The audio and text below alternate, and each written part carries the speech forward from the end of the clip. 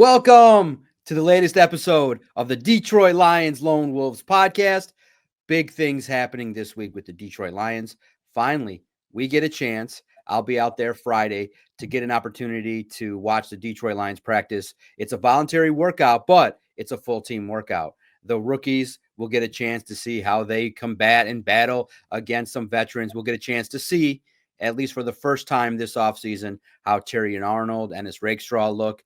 We'll get an updated look at the rookies, have an opportunity to talk to some players, and most importantly, Dan Campbell will address the media for a lot of questions that will tidy up the offseason, maybe looking at what's going to happen with the contract of Alex Anzalone, getting an update on the health of several players, as you recognize, too, that there's still, a handful of players that are dealing with injury, like Aleem McNeil, Malcolm Rodriguez. But it's an opportunity now this week. I'm looking forward to Friday, so make sure you stay tuned to Lions on SI and the Detroit Lions on SI YouTube page as we bring you videos, insider analysis, being there, boots on the ground, talking about OTAs. But prior to our discussion, this week's episode, we're going to talk about the OTAs, what we think, what does Christian want to learn about, what do we need to be making sure that we're covering for the supporters of the Detroit Lions that visit Lions on SI. But before we talk about that, the Detroit Lions did make a roster move, and it was interesting because Vito did take a look at just beforehand, looking at, is Brad Holmes done making roster moves? Probably the big ones, but in the end, the Detroit Lions, when you look at going into an OTA period, looking at voluntary workouts, you need depth, you need opportunities when you know that maybe certain players aren't going to be there. The Detroit Lions made the decision to sign a veteran linebacker in Zack Cunningham, bringing him into the mix. And I can see why.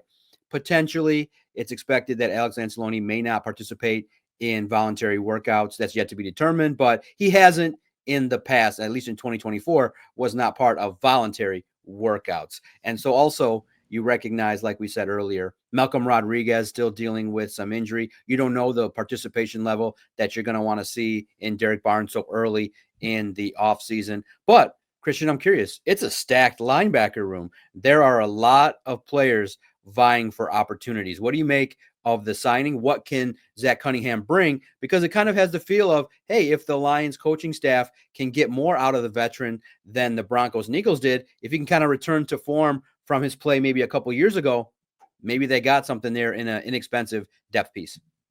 Yeah, I think if you get 2020's Zack Cunningham, where he made a combined 164 tackles, led the league with 106 solo tackles, had 3 sacks and 7 tackles for loss, that's a heck of a get for the Lions. But that was 4 seasons ago, and you don't really know what he's going to bring to the table at this point in his career. Last year, he played just 15 defensive snaps for the Denver Broncos, was shuttled between the active roster and the practice squad. I think what he brings to the table at this current stage is, number one, veteran depth.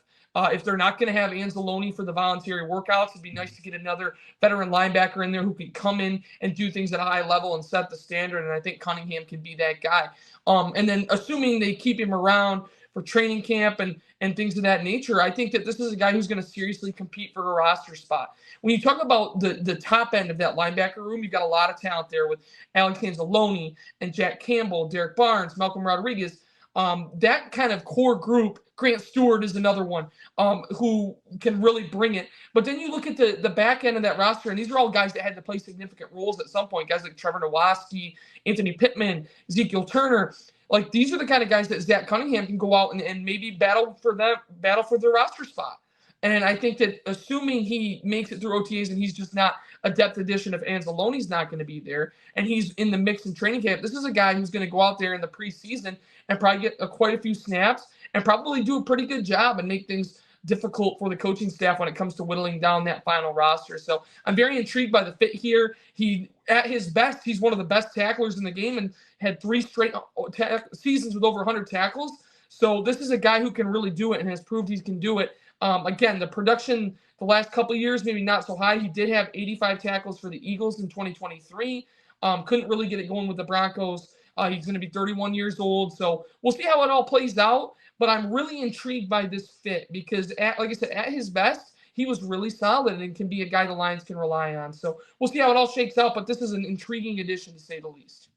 Yeah, no, I'm looking forward to seeing how the linebackers perform all throughout the 2025 season, especially with now Kelvin Shepard being the former position coach, now being the defensive coordinator, Sean Dion Hamilton taking over as the linebackers coach. I want to see their imprints, what they bring to the table. You know that they're going to be ferocious tacklers. They're going to be willing participants being physical, and you just want to see continued depth in regards to ability to make sure that they, understand run protections and understand where their responsibilities are, run versus pass. And I do think that the competition level there at the back end is going to be interesting with Turner, Trevor Nowaski, Grant Stewart, and now you add Zack Cunningham in the mix. It's going to be interesting, as well as looking at the development of a player like Jack Campbell. I think many people are wondering, okay, this was a player that kind of earned himself a top 10 PFF ranking and grading, and a player that kind of emerged as a leader later in the year. Now, with Jack Campbell continuing to take another step forward, we will see what ends up happening with Alex Anzalone. I still believe he'll get a contract, but that's yet to be determined.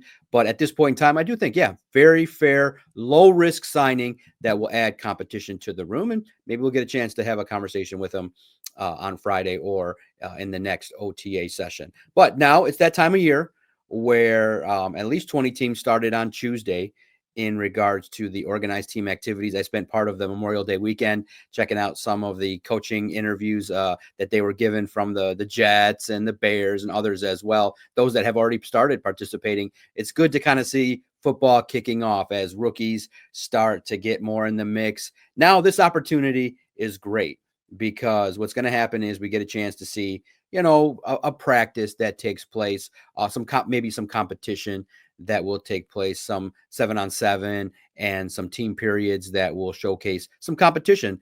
And I do think that OTAs is always a good time, at least to get another glimpse of where the rookies are at. Yeah, so the Detroit Lions are going to host the first of 2 OTA sessions this week. They span May 28th through May 30th. They'll have another one next week. They're not having a mandatory minicamp this year as a result of playing in the Hall of Fame game. So they're going to start playing preseason games on July 31st.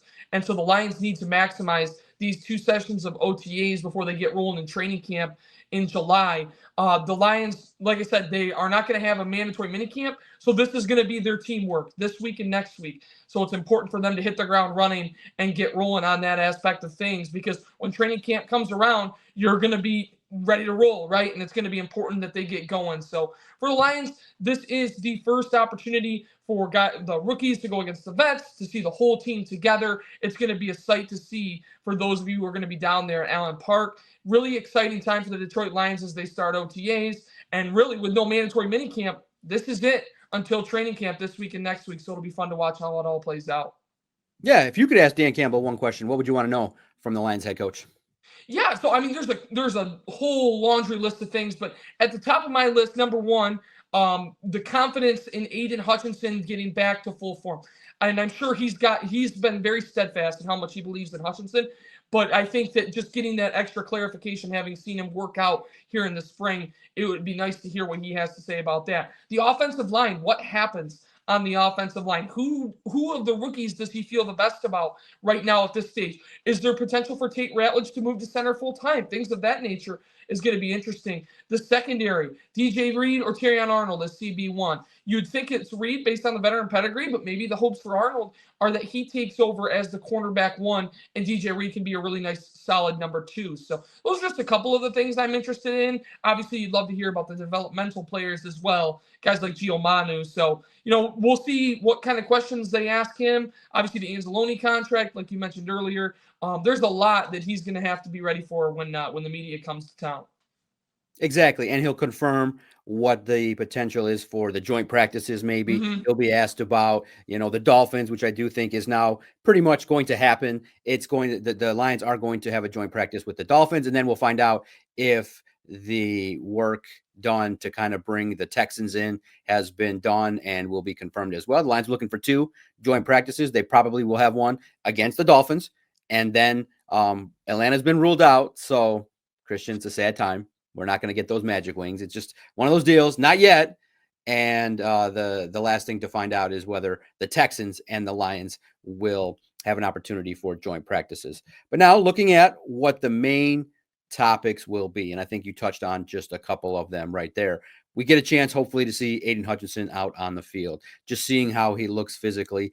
He acknowledged that he's been fully medically cleared to participate. Now he's a full member of the roster, and we'll get an opportunity to see what he's about. We'll get a chance to see now a little bit of some of the offensive line shuffling. Where does Tate Ratledge line up? Where does Graham Glasgow line up? We get a chance to see how Christian Mahogany has looked this offseason and potentially where he starts to start showcasing his skill set. Could it be at right guard, left guard? Is there going to be some cross-training of some of the others as well? Some of the undrafted free agents I'm looking forward to seeing as well along the offensive line. You can continue to check out our UDFA profiles at Lions on SI. But what are your main storylines that you're paying attention to? You did a feature at Lions on SI. What interests you? What are the main things that reporters can gather and surmise from, an opportunity to go out there? What's the most interesting storylines out there for the Detroit Lions at OTAs this week? First and foremost, just how much work does Aiden Hutchinson do? And I know that only one of the 3 OTAs is going to be open to the media, so it'll be kind of a partial observation. Obviously, you guys will know what you see when you're there, but the whole 3-day aspect of it, and I'll be very intrigued to see how much he does. Again, fully cleared. That's not the issue. I think the thing is the Lions have notoriously been very cautious with their guys coming back from injury. And so I wouldn't necessarily expect Aiden Hutchinson to just be full go and things of that nature. Plus, without shoulder pads, there's not going to be a whole lot he can do as far as, working 1v1. They'll obviously go through that kind of stuff in individuals and competitive drills, but to get the full scope of what Aiden Hutchinson brings to practice, you've got to see him with the shoulder pads on, right? And really get to see what he's able to do. So Hutchinson is number one, seeing where he's at, how he moves in particular, and what he does and how much he does will be very interesting to see. I think the offensive line has maybe the most noteworthy battle for a starting spot. Obviously, there's the cornerback 1 versus cornerback 2, things of that nature. But I think the most noteworthy position battle for a starting job is that right guard position, or if they slide Graham Glasgow over, it becomes maybe the left guard position. So that, to me, is what I'm keeping an eye on. You've got a ton of young players, ton of young, exciting players in the mix for that. They drafted 4 offensive linemen over the last 2 years, all of which could theoretically have a case to win the job. We'll see how far along guys like Gio Manu are. And then another big one, it's the first chance for the rookies to match up with the veterans.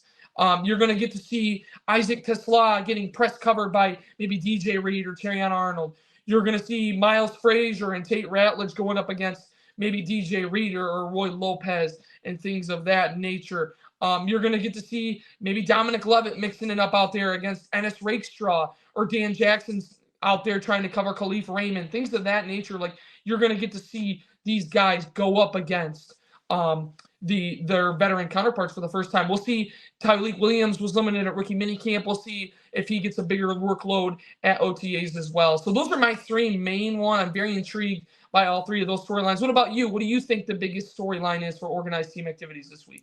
Yeah, no doubt. I do think that the offensive line is going to be very key to monitor who's playing where. Seeing hopefully seeing for the first time Frank Ragnow healthy. Taylor Decker, Penei Sewell out there will be great opportunities to see how the offensive line looks in the shuffle, and maybe even some of the reserves as well. How do the likes of Kobe Sorsdahl and Dan Skipper and Giovanni Manu, how are they looking? How are they being utilized? How's their footwork? And then I think the other thing is, like you said, the other storylines is the development of some of the players like Hendon Hooker, like Broderick Martin is a player that many people want to see. Okay, he looks a little bit more athletic and lean. How does he look out there? How is he moving? Like you said, there's not a lot to surmise in regards to moving up the depth chart based on non-padded practices. We always want to preface that. But there's a lot of opportunity to see how the teams look in terms of their mentals. How are they getting into the books? How are they learning and adapting to quick calls from the new coaches? So the other probably main storyline that people are watching is, how do Morton and Shepard kind of match wits against each other in different team periods? I do think that the new coordinators are going to develop a dynamic that's going to be real competitive, especially with Tashard Choice, the new running backs coach, being the close friend to Kelvin Shepard. I do think that there'll be some, especially when you're close with another coach, there'll be opportunities to rub it in if a player makes a good play like Sione Vaki, if he gets out there and does something. So it'll be the opportunity to see how the development of some of these young players, how that looks. And then clearly what everybody wants to see is how does Ahmed Hassanin look in his next opportunity? How does he look in terms of matching up with maybe even better competition along the offensive line? It would be nice to see in regards to a young player that's going to be fighting for a roster spot. So it's going to be a good time out there. And I do think that the opportunities will present itself. So I started to talk about clearly the defensive end that people want to pay attention to. Everybody wants to pay attention to the defensive line. Yep. Roy Lopez, like you said, DJ Reader. How does Josh Pescal and Levi Onwuzurike look? Lots of opportunities. I do think that many want to see where Terrion Arnold gets to match up and who he's going to battle in one-on-ones. Do we get an opportunity to see Jameson Williams against Terrion and some battles there in some one-on-one battles or in some team periods? I'm looking forward to seeing a lot of that. And then I think too, I'd love to see Amik Robertson at different spots because of his ability and his growth, and a player that is on the last year of a contract that's going to be looking to showcase his skills all year long. So those are some of the players I'm looking for. And then too, Jared Goff, always you want to see how he looks slinging the football. Hendon Hooker as well, the quarterbacks. And I guess, yeah, we have to pay attention to Kyle Allen. As, Mark Brunell indicated, there's a healthy competition that's going to take place. It'll be our first chance to see how Kyle Allen gets out there and leads this offense and what he looks like as well. So I do think the Kyle Allen versus Hendon Hooker will be another thing that will be interesting to watch there. And then too, probably in a profile that you did over the weekend, I just want to see Jake Bates. Is his legs even stronger? What's he look like out there outdoors? Depending on the weather, there's going to be 7 outdoor games this year. So it's going to be a little bit different than the comfy confines of indoor games. So I want to see Jake Bates blast the football and kicking as well. Who are other players that maybe we should definitely closely monitor over the course of the next couple of weeks? Yeah, so the big one, aside from Aiden Hutchinson, I won't go too much deeper into that. We've talked about him quite a bit already. I also agree that the Hendon Hooker, Kyle Allen competition is going to be really interesting just because of the way they structure these practices. Normally, it's not 11 on 11, like it's 7 on 7, and predominantly the offense is throwing the ball. So you're going to get to see Hendon Hooker and Kyle Allen cut it loose. How is Hendon Hooker's development?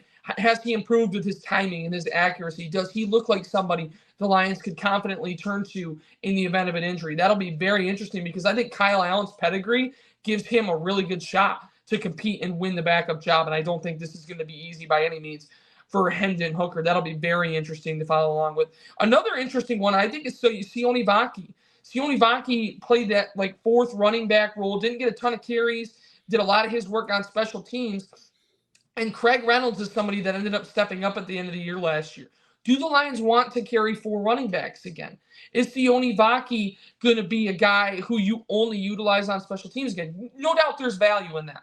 No doubt there's value in that. Maybe the Lions wouldn't have any trouble carrying 4 running backs, but with the overall amount of talent on this roster, there could be a huge roster crunch where you've got to decide between Vaki and maybe another guy who is an exclusively special teams player. And how does Vaki help his case? By showing improved characteristics as a running back. And if he's able to do that, then I think Craig Reynolds might be in a little bit of danger. Obviously, Reynolds has a ton of value with how much he knows about the scheme and the pass protections and things of that nature. But you're also looking at Vaki, who's had a year in the system. Can he be the guy to get past Craig Reynolds and be the 3rd running back and get some opportunities to carry the football? I thought he looked good in the preseason last year, just from a running back perspective. He looked like he had good vision. He's got good speed. He's very quick, and the instincts are coming along. So I think that with him, if he's able to showcase a little bit more development, then that running back 3 competition becomes very interesting to me as well. And obviously, everybody wants to see the rookies. Isaac Tisla in the team drills where they throw the ball all the time, he's going to get plenty of opportunities. Tyreek Williams, if he's able to go, what does he do in one-on-one drills? So those are a couple of guys that I'm keeping an eye on here this week. Yeah, it's going to be fun. And then the opportunity to talk to the players as well. The interview with Dan Campbell, like we said, will be a great opportunity. So make sure you stay with Lions on SI for your highlights, insider analysis, boots on the ground, videos all throughout the weekend. Now, turning our attention to a couple of football matters. Aiden Hutchinson last week, it was nice to see him out there talking about his struggles, kind of learning a little bit of what it was like for him trying to work his way back, what his mindset has been. But he admitted, now he openly said, I've been fully cleared. So he's ready to now be a full participant as a member of the Detroit Lions. And then obviously the national reports and those that are speculating want to know, what does this mean for his contract? How does this now, the fact that Aiden Hutchinson is a full go, what does it mean for his position, for his opportunity to earn a mega deal? And it still opens up the same subject, which is, should the Lions wait and see what he produces? Because he's already under contract. They are not forced to give Aiden Hutchinson a new deal. They could play a little bit of strong ball and say, okay, we want to see what you bring to the table in 2025. Do you go out and get 15 sacks? Or do you say, okay, there's two options. You commit and you say, we know what this guy is going to bring. I mean, he's talented. He is a hard worker. He's the heartbeat of the team. He is the guy that you're championing as the defensive end that's going to be a star. So that would indicate paying him 40, 41 million, maybe setting the market, maybe at least being in the conversation as being paid similarly to Myles Garrett. But at the same token, there's the other side that says, well, you still got time to see how he further progresses with that devastating injury. You just wait and see, because if you're going to give somebody $200 million over, 5 years per se, an average annual value of around $40 million, you want to make sure that the product out on the field looks good. You say, okay, look, Aidan, you got to showcase this year. And if you do showcase 15, 20 sacks, you get up there back to the same defensive player of the year level, we probably would have no problem even paying 45, even saying, okay, maybe we got to take a little bit of a hit and pay you more based on the production that you have. What say you in regards to what does him being cleared mean? How should they handle it now? Because by and large, the expectation is he's going to develop, and with a break like he had, he's going to return to the player that can be a dominant defensive end. But there still is a small risk that something happens, or a risk of re-injury, or something that could prevent him from being a dominant force. Do you take that risk and pay him early? Or do you say, you know what, be a little bit of a tough negotiator and let him play it out? I think that for me, if I'm the Lions front office, I'm trying to get this deal done quick. And the reason for that is, obviously the injury is the main factor here. And if he re-injures it and you already have the big extension done, then you can start to have quite a few concerns. But if I'm a member of the Lions front office, I want to get this deal done, because right now the market is at $40 million. And, you've seen guys like Danielle Hunter and Max Crosby kind of get their deals done. Max Crosby got his done just before Myles Garrett did. But there's a little bit of a gap between first with Garrett and then that second and third range with Danielle Hunter and Max Crosby. I think for Hutchinson, if you could slot him right in the middle of that and put him in the latest contract prediction I did for him when I went through the 2022 class, I had him at 4 years, $148 million, which is good for 37 million average per year. I think that's like an ideal range if I'm the Lions, because he's not setting the market. He's going to be the second highest paid defensive end in the league. And you've got a little bit of wiggle room there.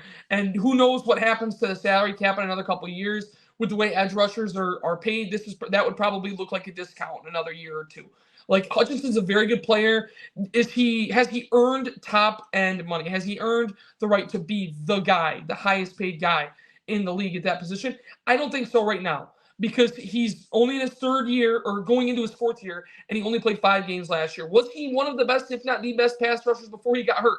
Yes. Is there always a concern that if he had stayed healthy, that production would have tailed off? Also, yes. Aiden Hutchinson is a very good player. Would I make Aiden Hutchinson the highest paid player in the league, or at the edge rusher position in the league right now? No. Would I make him the second highest paid player? Absolutely.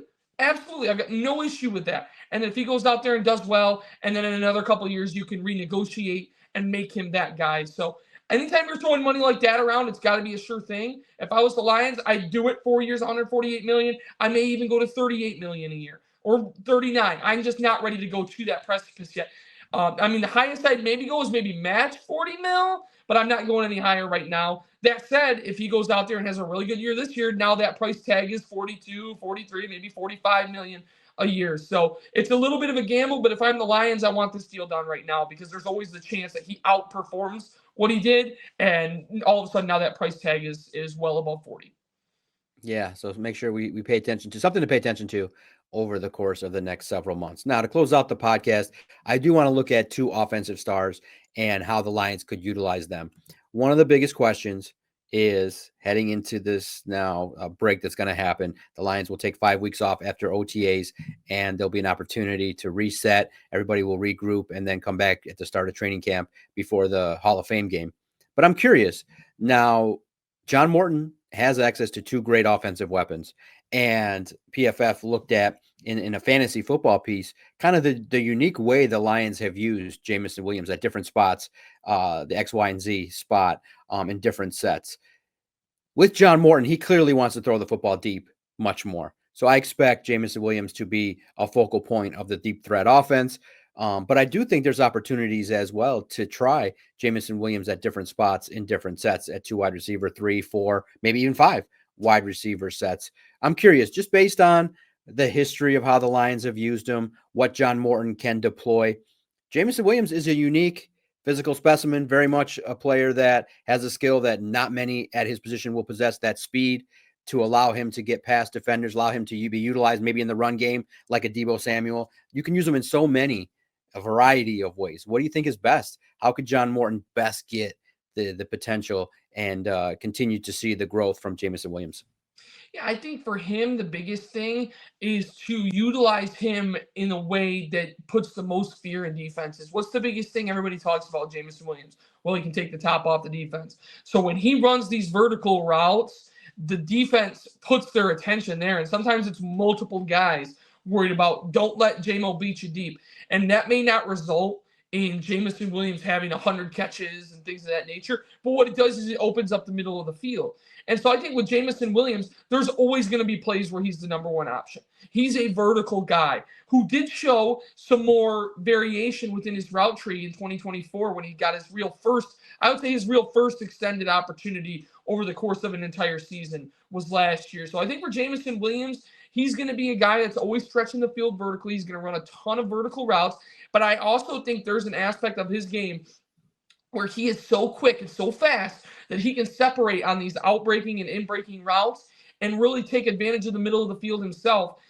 When the Lions see man-to-man coverage, I wouldn't be surprised to see Williams running underneath routes just in an effort to separate from his defender in the middle of the field, catch it, and then all of a sudden you just outrun your guy. So I think that Williams, to me, is going to have a little bit more of a diversified role in 2025. He's always going to be a guy you can count on to stretch the field. But I look to see the Lions maybe open things up with him a little bit more underneath. And then in turn, with his speed, you're going to have more attention from the linebackers, other underneath defenders in zone, things like that. Like all eyes are going to be on J-Mo and making sure he doesn't catch the ball with a full head of steam. So I think that he is an excellent decoy on vertical routes. I also think that he also keeps defenses on their toes because anytime there's a breaking coverage on a vertical route from him, you might as well throw 6 points on the board. So Jameson Williams should have a diversified role as the number 2 receiver for the Lions in 2025. And I'm really eager to see John Morton's vision for him because when John Morton talked to reporters, he said this is going to be a breakout year for Jameson Williams. He said he's super impressed with him and he loves his speed. So I'm very excited to see what Morton does with him. Yeah, and then the opportunity, the flexibility to mix and match sets with Amon-Ra St. Brown, Tim Patrick, and Isaac Tesla really is going to give John Morton an opportunity to showcase what the passing game is about. I do think that there's going to be a lot of opportunities to give Jared Goff some open targets and some abilities to bloat those numbers, get those stats up there for Jared Goff. I do think the passing attack is going to be something to watch this year, as well as when you have a good passing attack now that opens things up for the running game as well, especially with what you can do with Jahmyr Gibbs and David Montgomery out of the backfield, and Sione Vaki too as well, if he continues to develop. Now, one player that is also very intriguing, a player that acknowledged that, hey, yeah, I didn't have the statistical production in 2024, but when you look at it and take a step back, the team as a whole offensively scored a lot of points. And he's like, there's a lot of guys that deserve the football. Amon-Ra St. Brown, Jameson Williams, like we said. Now you add an Isaac Tesla, Tim Patrick, Jahmyr Gibbs, David Montgomery. There are truly a lot of mouths to feed. But I do think that, look, it's just acknowledge that blocking is not really sexy. It's not really something that's going to light up conversations like, wow, Sam LaPorta is a solid blocker. We want to see Sam LaPorta, and the average fan wants to see Sam LaPorta running routes, to be a George Kittle, to be a guy that's in the end zone quite a bit, lighting it up for fantasy stats. And I get it in terms of the team framework. Hey, the Lions want their tight ends to block and be full, well-rounded at that position, especially when the head coach played the position and is a notoriously hard worker, gritty, and a blocker. So, and clearly at the wide receiver spot, what Tesla did to catch the attention of the coaching staff was his blocking. And Ben Johnson notoriously said, no block, no rock. So that's something that clearly Sam LaPorta is going to have to do. Now, look, he'll get better at it. I don't think he's going to be light up the world in terms of his blocking numbers, but as long as he's serviceable and continues to develop, I still think that there's untapped potential with Sam LaPorta offensively. And I know injuries kind of slowed things down. He wasn't 100%. Finally, he said he had an offseason. When you're a young NFL player, you always want to showcase your spot. And he was going, practice after practice, really putting his body through a lot of physical toll. And now he said he had a chance at least to relax a little bit after the conclusion of the 2024 season. I do think that Sam LaPorta is a player with untapped potential. And I do think that John Morton, when he looks at it and he says, okay, how can we tweak things just a little bit? You're not going to change things a lot, but I would think that Sam LaPorta needs to be targeted more, needs to be somebody that is more involved in the passing game, because I think he can be the security blanket. Like you said, Jameson Williams opens up the middle of the field. Who's going to be in the middle of the field? Sam LaPorta. I think that he'll have opportunities to run great routes. Great route tree will be expanded. And I do think that, look, it's one of those things where it's just a tough, I feel like that's where great offensive minds can scheme a player more open is, as wide receivers, but tight ends, because you definitely can find matchups where, your athletic tight end can be up against a linebacker, and that just poses a mismatch for a lot of defenses. Now, there's some very athletic linebackers that will cover and take, and safeties as well, that will work to take away quality tight ends, and it's always the nice battle that you can watch year after year. But how should the Lions best use Sam LaPorta to get some statistical value, at least in terms of catches, touchdowns, and I do think moving the chains quite a bit in 2025? Well, he's always going to be that reliable third down type of target. And obviously, Amon-Ra St. Brown kind of holds that mantle for the Lions in terms of just being a guy that can always separate and move the chains. But I do think that Sam LaPorta is another excellent option as kind of a chain mover for that Detroit Lions offense. Get to the sticks, turn around, catch the ball, and get down or try to make something happen after the catch. But the most important thing being move the chains for the offense. And he's been very consistent with that for the first 2 years of his career, and I don't expect that to change. I do think that while he did have a little bit more of a slow time getting going in 2024, I do think that his production at the end of the year, the game versus San Francisco, things of that nature, I think he had at least 5 catches in 4 of the last 5 games. That, to me, is very encouraging. And while the reception total number dipped a little bit in 2024, I'm not super worried about Sam LaPorta, the player. I think that he'll always have a role in the offense as a pass catcher. I think he's very good in the red zone. I think he will always be a guy they can look to separate, get open, and make a big catch in the red zone. He's always going to be a guy you can look to on third down. And then I think he's deceptively fast too. So we'll see if they try to utilize him down the field a little bit more. I know he's had a couple of long touchdown catches in his career. I think both of them were actually on hook and ladder plays. But he does have that element in his game. So I'm really looking forward to seeing how LaPorta continues to adapt in now his third year. There's no secret about his status as one of the top tight ends in the league. I think he was defended that way last year by opposing teams. And so for the Lions, it's now about, okay, how do we adapt to this and to how he's being covered and how teams are attacking him, trying to take him away. So Sam LaPorta will always have that reliable, steady safety blanket type of role for the Lions, and I'm excited to see him develop and continue to adapt to how teams attack him in 2025. No doubt. If you can get another player, another weapon for John Morton and Jared Goff, can only bode well for the Detroit Lions, especially when you're going up on the road against some quality opponents. All right. Our podcast comes to a close this week, this episode. Very much appreciate your insights, Christian. Make sure you check out Christian's work daily, Detroit Lions on SI, as he brings great knowledge and insights for the Detroit Lions. And we'll be out there boots on the ground on Friday, bringing you all the access, all the information after practice is done, as well as what Dan Campbell said, what it means, and the factual nature of the Detroit Lions, where they're at with certain things in regards to injuries and joint practices and things like that. So make sure you stay tuned. Detroit Lions on SI, a staple since 2019, covering the Detroit Lions on the inside. And we appreciate you guys checking us out now on the continuously growing digital platforms at YouTube and everywhere as well, especially on the website. Our videos are always going to be housed there, but we're just now placing them in many more spots so that we can keep growing. And we appreciate the support as we continue to grow the Detroit Lions on SI YouTube page, Lions on SI, the website. Thank you guys so much for visiting. We'll probably maybe come back again, maybe like I said, a couple times a week, maybe typically on Monday or Tuesdays and Thursdays or Fridays in that mix, a couple times at the beginning and end of the week, maybe Saturday this week as we recap everything that I saw on Friday. Thanks everybody for keeping us in the mix and a trusted source for your Detroit Lions news, highlights, videos, analysis. Appreciate it. I'm John Macroon. Christian Boer's been here as well. Great co-host. Looking forward to firing it up next time.